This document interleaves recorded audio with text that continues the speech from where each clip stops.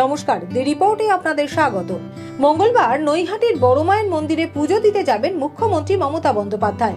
আর তার নৈহাটির যাত্রাপথে সোদপুরের পথ দিয়েই যাবেন, এই খবর আগেই পৌঁছে গিয়েছিল পানিহাটির তৃণমূল কর্মী সমর্থকদের মধ্যে। সে কারণেই তাকে একবার চাক্ষুষ করতে দুপুরবেলা থেকেই সোদপুর ট্রাফিক মোড়ে ভিড় জমিয়েছিলেন তৃণমূল কর্মী সমর্থকেরা। আর মুখ্যমন্ত্রী সোদপুর ট্রাফিক মোড় হয়ে বারাসত রোড ধরেই নৈহাটি সফরে যাবেন, এই খবর আসবার পরেই কড়া পুলিশি নিরাপত্তা ব্যবস্থায় মুড়ে ফেলা হয় সোদপুর ট্রাফিক মোড় চত্বর। আর মুখ্যমন্ত্রীকে দেখবার জন্য উৎসুক মানুষজনের ভিড় সামলাতে গুরুত্বপূর্ণ ট্রাফিক মোড় চত্বরে দড়ি দিয়ে ব্যারিকেড করে দেয় পুলিশ। এর আগেও দলীয় কাজ সেরে সোদপুরের ওপর দিয়ে ফেরার পথে পানিহাটি পৌরসভার সামনে গাড়ি থেকে নেমে কর্মী সমর্থক সহ পানিহাটিবাসীর অভ্যর্থনা গ্রহণ করেছিলেন মুখ্যমন্ত্রী। তবে এবার আর তা হলো না। চলন্ত গাড়িতে বসেই পানিহাটিবাসীর উদ্দেশ্যে হাত জোড় করে তাদের অভ্যর্থনা গ্রহণ করতে দেখা গেল মুখ্যমন্ত্রীকে।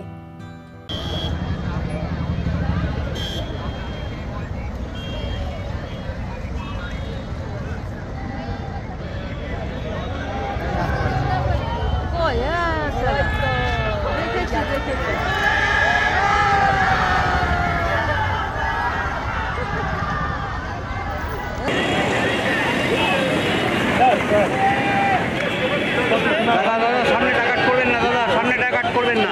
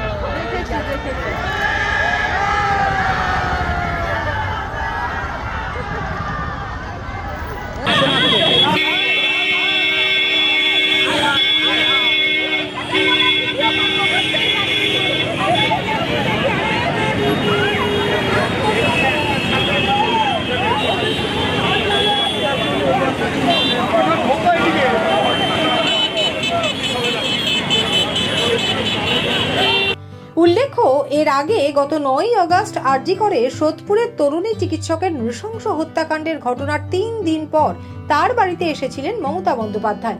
তারপরে এদিন আবার সোদপুরের পথ ছুঁয়ে মুখ্যমন্ত্রীর কনভয় চলল নৈহাটির উদ্দেশ্যে।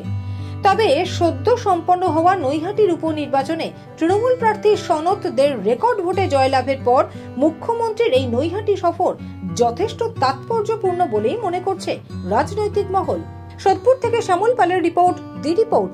আরো বিভিন্ন খবরের আপডেট জানতে হলে অবশ্যই সাবস্ক্রাইব করুন দি রিপোর্ট চ্যানেলটি, কারণ আপনাদের একটা সাবস্ক্রিপশন আমাদের কাছে অত্যন্ত মূল্যবান। জয় হিন্দ।